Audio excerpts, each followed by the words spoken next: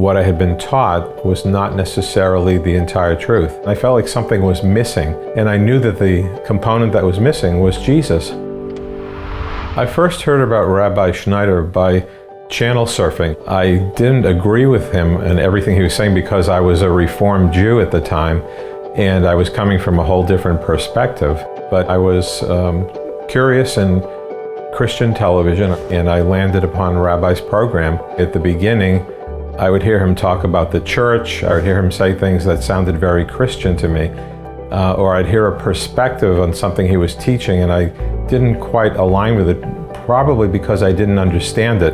I was not yet a believer, and it just didn't make sense to me at the time. Rabbi has a way of putting it into perspective that really teaches and enlightens what the issues are. And I found that I wanted to keep watching because I always got something out of what he's teaching. Little by little, I picked up things and I began to grow in faith. And a few years after watching him, I began to realize that Yeshua was the central focus of everything.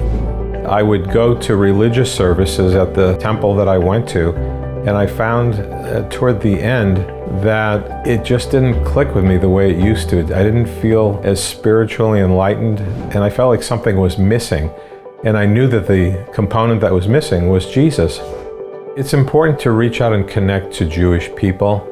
There's more relevancy when it comes from a Jewish person to Jewish people, perhaps than hearing it from a Gentile.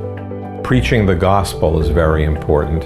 And it's really the solution to the problems of the world that the world faces today. What I had been taught was not necessarily the entire truth. They just don't understand who he is. He is the hope and the way. He is the future of mankind. He can take any situation that you may encounter in life and reveal a solution to you that is positive and filled with love. I have faith in the Lord, and I believe that he is Messiah. And the ministry has certainly helped me to understand that and come to believe it.